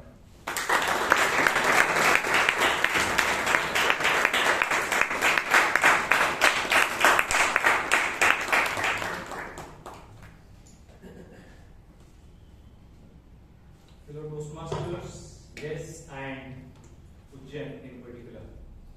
I'll dissect the speech in three parts. First is the overall script speech. Second is the body language and the vocal variety. Because the purpose of this project is for the people to practice vocal variety and body language. Without focusing too much on the script, I'll just quickly tell you the speaker on stage today was very comfortable. You could see him stand very loose and talk freely without being stiff and show that he is not confident. He was loose, he was not so firm. He spoke well, he spoke comfortably on stage. Second positive is his eye contact. While I was sitting there and observing, he not only looked at me multiple times, but from this side of the room till the other corner of the room, he looked at almost everyone at least once. So when you look at people, they look back at you. So that is the second point. And third one is the smile. Whenever he spoke, he had a smile on his face, so that made us listen to him more and more. He also added some sprinkled humor and a good command over the language as well. Moving on to the body language now. He had purposeful hand gestures. When he spoke something, his hands were coherent with his mouth. So whatever he spoke, his hands showed what actually he spoke. However, towards the end or in some time during the speech, there were some times when after you spoke, your hands were clasped like this. So you had a nice hand gesture, it came back to this position multiple times. So that is one thing you can specifically work on. Second is regarding the leg movements. And when this project demands you to demonstrate your body language as well, use your body and use the stage. While most of the time you are standing like this and speaking, there were a couple of times when you used movements like these, unintentional movements like these specifically, and you were in this position most of the time. So instead, you can use the stage, maybe address this set of the audience once, and demonstrate whatever you are speaking through your hands and your body as well. This can be specifically noted. Moving on to the vocal variety bit. While I said you were comfortable on stage and words freely flowed from your mouth, it was a little too free. Point is, in the given period of time, the 6 odd minutes you took, we could have delivered 2 speeches. Reason being, your speech rate. You were very fast today. So, how you can specifically control this? When you write your speech, add commas in between. And when you practice with commas so that you know where to pause. Second is the pause again. You had no pause in your speech whatsoever, but when you add a pause, you let the audience think and they react to you accordingly as well. You could also add voice modulation, which was actually missing in your speech. Something like, I don't know what the issue was. You said, I don't know what the issue was. I don't know what the issue was. Or dreams also demolition, like the scale of my instruments. Something like this. The last tip I would suggest or give you is quote the people as they spoke. Use direct speech. For example, you said, one person said, I need some work experience. You could have said, one person said, I need more work experience. Or she said, this industry is survival of the fittest.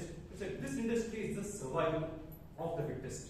So when you add these vocal variety and voice modulation and quote them as it is, I think that is when your speech will be augmented to the next level. So I hope with the points I mentioned, your speech will definitely be multiple notches higher. All the best to your speech. Thank you.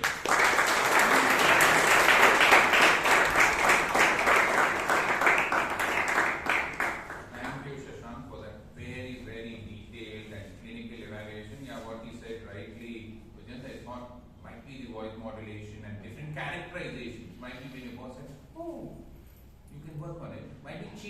improvise a little bit in a pitch for each character, so that will give a personality to your speech. But otherwise, for the ease and the way in which the evaluation and the speaker spoke, please give them both a big round of applause.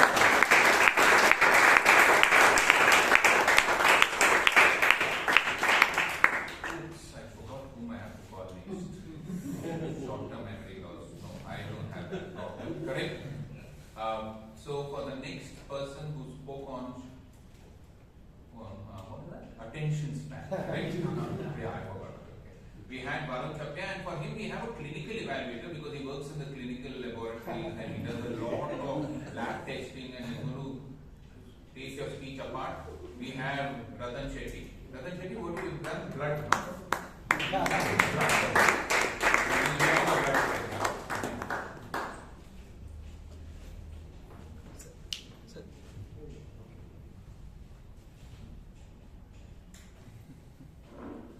What am I supposed to say?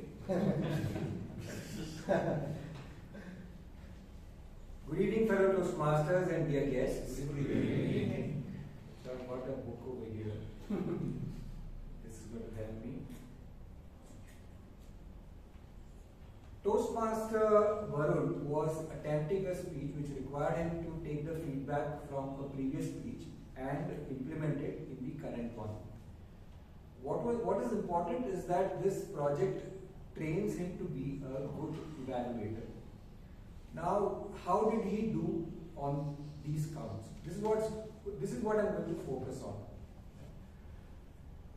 There was a detailed evaluation that he got from Toastmaster Robinson in his previous speech, which was a different speech. And what he did well this time, I always believe in focusing on strengths, and his strengths which came out in the last speech were that he spoke of real life incidents then, he spoke of real life incidents now too. His mother's experience, the slap that he got, and so many other things which we can relate to. You know, the instances where we see Instagram and what it does. The other aspect is his tone was very respectful then and was very respectful now as well. When he spoke, I could really feel that he was connecting with the audience. And not only his respectful tone, the confidence that he displayed in his speech has been specifically mentioned, and that is there. So focus on these things. These things don't come easily, believe me. And that's the good part and the things which he really replicated here.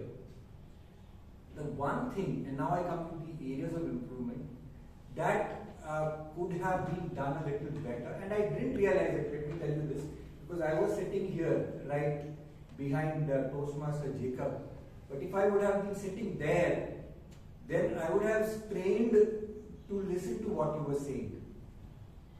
And I realized that when I was introspecting as to what is the feedback that I can give you. So this is one area where you can very well take the help of the essay and take a column mic and speak.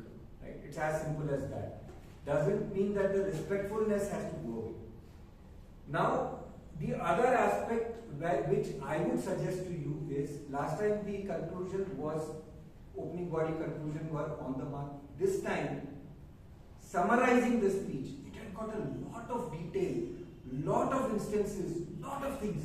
But as some expert evaluator had told me, you need to rip apart through the speech, summarize, and then conclude. Yeah. So brilliant speech, and I hope these tips will help take you to the next level. All the best for your next class.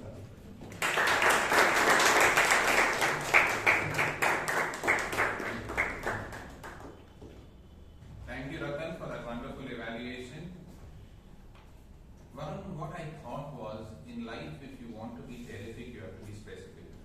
And it's a very, very true statement. No? So sometimes, too much information can be a little harmful. What can create you can also destroy you. That's a French proverb, right? So many techniques, so many things when multitasking and and this and that. You gave 5 techniques, meditation, what are the Pomodoro, this, that. Might be condense it to 1 or 2 things and then test our memory. Now everybody will fail, correct? So be a little more specific, and anyway you're terrific. So please give the terrific evaluator and the specific speaker a big round of applause.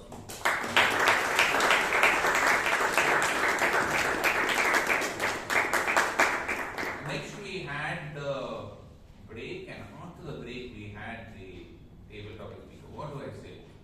Girish, wonderful. No wonder you have a great mentor like me. But I think so you did a fantastic job, Girish. Very, very good table topics. What I liked about your table topics, they were simple and it pushed people to speak. But unfortunately, I don't know why everybody finished within the time excepting the dog part of Brian and Sheep. Sheep can speak on because he's practicing for president next term. So he's started off right now. It's a home openness.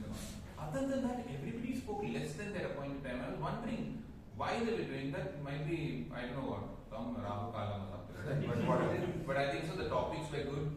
And you connected well. Means you were connecting each speaker.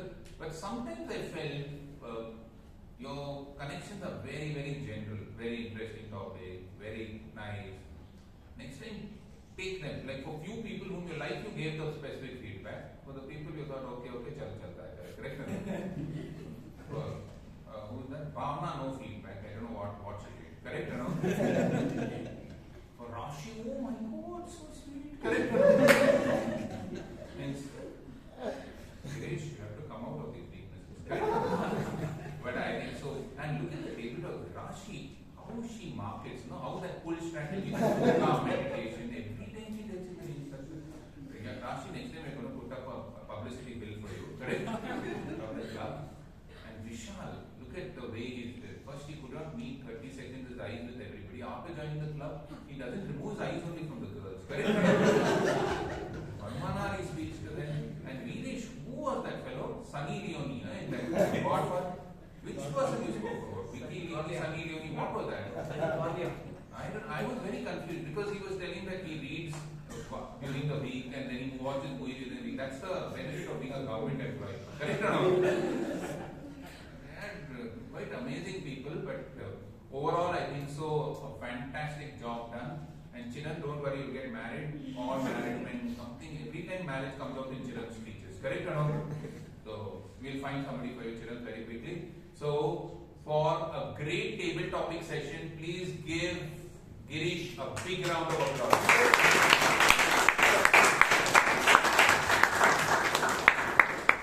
Last but not the least, we have a tag team. So we have a person who's a software engineer, but is very hard in keeping the time. So we have Shreya. Shreya, can you read out your report from there itself? Prepared speeches. All 3 people who gave the speech were on time, within the time. Table topics, I was eagerly waiting to ring the bell. Thanks to Brian and Sheep who gave me the opportunity. Out of 13 people, 8 of them qualified for the competition. 5 of them were within the timeline. Below? Yeah, below the timeline. And evaluators were all within the time. Okay. Yeah, when people go and do a fashion show, people say, and he's working with Aditya Birla in online fashion. So Sudeep Maji will tell us about the R's and O's, not in the fashion show, in the Toastmasters Club. Starting with President Joe's Paul, I did not see any crutch words in his speech after he started with his main segment. So, like, really amazing job, sir. When it comes to Toastmaster of the day, Akash, apart from a few extra ands, I did not see any crutch words in your speech as well. When it comes to the prepared speeches, Toastmaster Jacob, I saw 1 long pause, 1 short pause, but no crutch words. Toastmaster Ujyant, I noticed a few uses of crutch words like one you know, but nothing that goes beyond 5-6 times. Toastmaster Varun, again a few extra ands, 2 arms, but crutch words were within limit. Amongst the table topic speakers, 5 people I would like to give a shout out to for using no crutch words: Toastmaster Chiranth, Toastmaster Gangaadhar, Toastmaster Bhavana, Toastmaster Vishal, and Toastmaster Shreya. And among the evaluators, Chatra had a few hours, but still within limit. Still, I would like to call out Toastmaster Shashank for using no crutch words at all.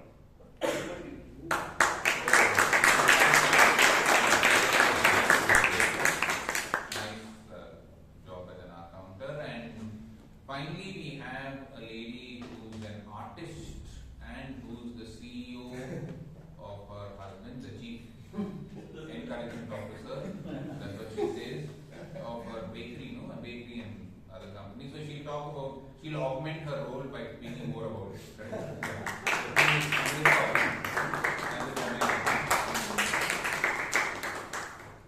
Okay, so the good usages of words that augmented today's meeting. Hum and purr of the machines, nibbling my ears, street across the winning line, jack of all trades and master of none, knocking off walls of jackpot, turn the stones, thrown at you to milestones,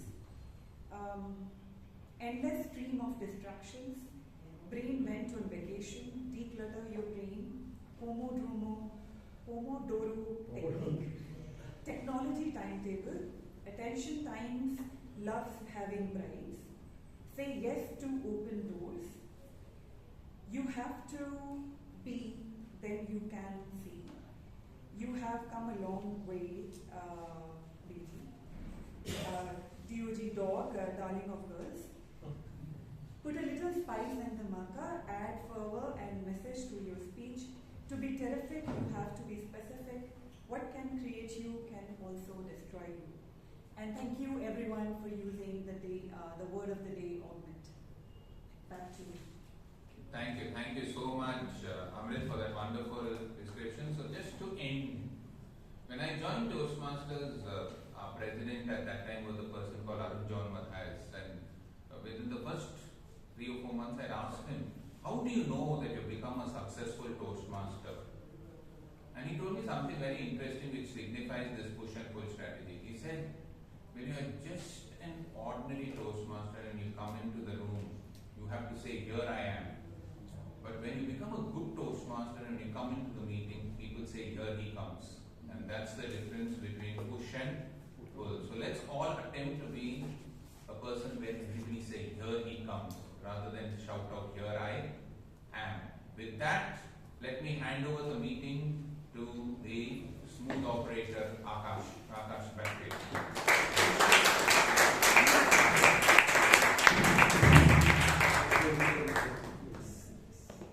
Such a brilliant evaluation. Please have a big round of applause for all our evaluators and the general evaluator. The password for the voting link is the number 1457. 1457. And with that, I'd like to hand the stage back to our president.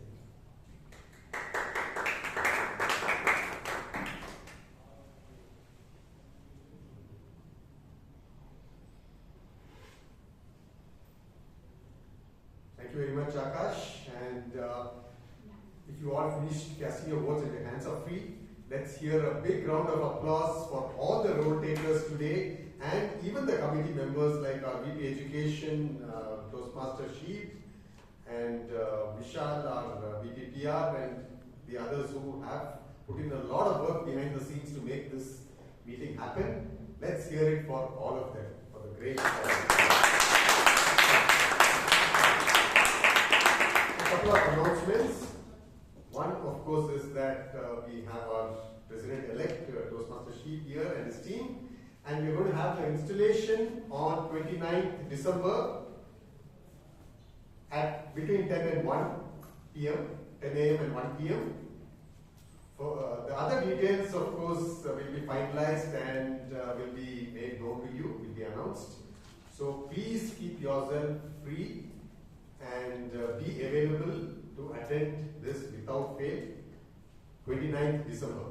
I'm sure you'll have a great, wonderful time, 10 a.m. Right? And something that is going to happen next week, we're going to have a Christmas special meeting next Friday.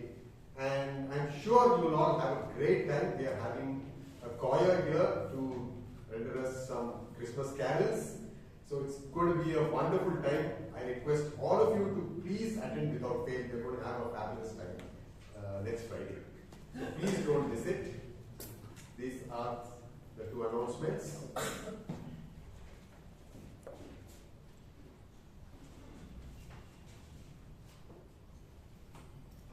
The Best Auxiliary Role Taker Award goes to our accountant, Toastmaster Sudeep Maji.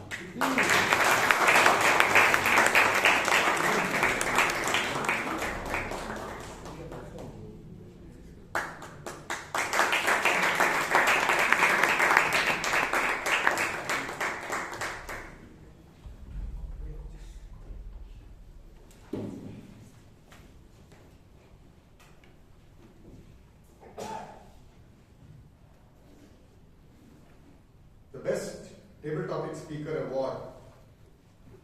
This goes to Milo. Toastmaster Brian.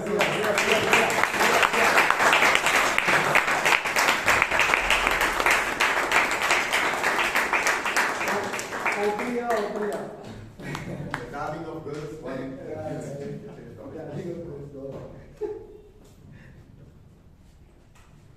And just wanted to reiterate, we had, sorry to say this, we had 6 disqualifications in the table topic round. 5 of them who have spoken below 1 minute, and she who spoke above 1 minute 10 seconds. So I request all members to please note that this will be strictly enforced, and you are disqualified if you speak below the minimum time or if you speak above the time limit. That is post the disqualification time. Grace time rather. The Best Evaluator Award. Well, he's been winning this quite frequently now. Our past president and the area director, Toastmaster Shashank.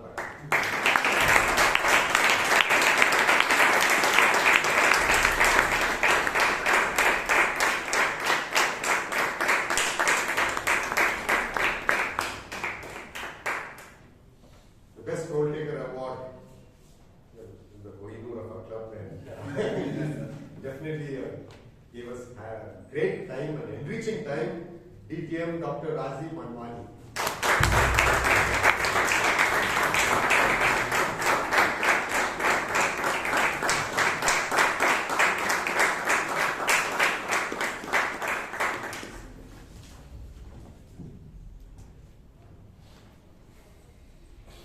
Then the Best Speaker Award.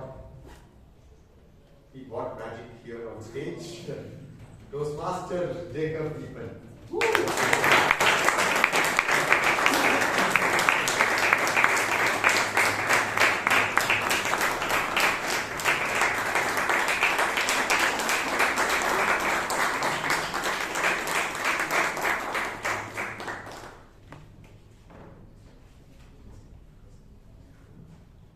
And if you see the colors, black and red of the stallion, the colors of the horse wore, yes, great.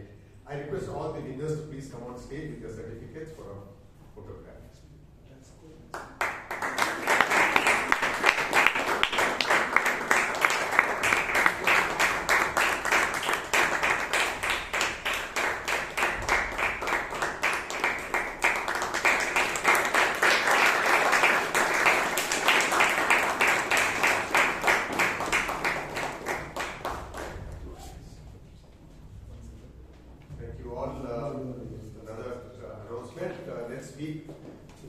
Christmas meeting, we will have a dress code of red, where the Christmas colors are red, green, and white.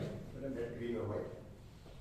Yeah, and we will have snacks soon after the meeting. I request the guests to please collect your snacks, and please join Toastmaster Brian, our EP membership, just outside this hall. He will give you a small briefing on Toastmasters and how to enroll into the Toastmasters. And members, I request you to have your snacks after that and network here. Have a great evening and safe ride back home. And adjourn meeting number 1457. Good night.